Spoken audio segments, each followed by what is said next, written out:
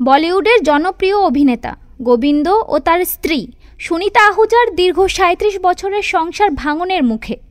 Indian এক্সপ্রেসের প্রতিবেদনে জানা যায়, সুনিতা সম্প্রতি মুম্বাইয়ের বান্দ্রা ফ্যামিলি কোর্টে বিবাহ বিচ্ছেদের মামলা করেছেন।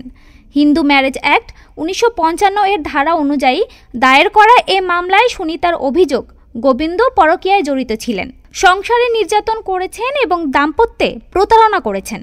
গত ২৫ মে আদালত গোবিন্দকে তলব করলেও তিনি হাজির হননি।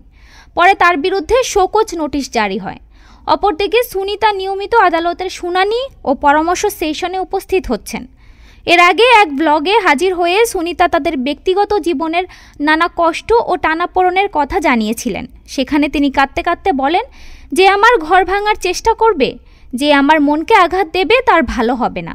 আমি আর কাউকে বিশ্বাস করি না। এরপর কিছুদিনের মধ্যেই তিনি আইনি বিচ্ছেদের পথে হাঁটলেন। সুনিতা নিজেও স্বীকার করেছেন, তিনি দীর্ঘ কয়েক মাস ধরে সন্তানদের নিয়ে আলাদা থাকছেন।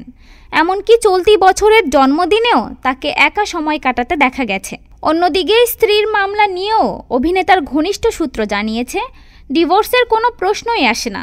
কিছু পুরনো বিষয়কে মিডিয়া নতুন করে সামনে আনছে। এদিকে গোবিন্দ সুনিতার দাম্পত্য ভাঙনের খবরে হতবাক ভক্তরা। তবে আদালতের চূড়ান্ত রায় না আসা পর্যন্ত বিষয়টি নিয়ে অনিশ্চয়তা থেকেই যাচ্ছে। দীর্ঘ ৩৭ বছরের দাম্পত্য সম্পর্ক সত্যিই বিচ্ছেদে গড়াবে কিনা, এখন সেটিই দেখার অপেক্ষা। ডেস্ক রিপোর্ট, আজ বার্তা।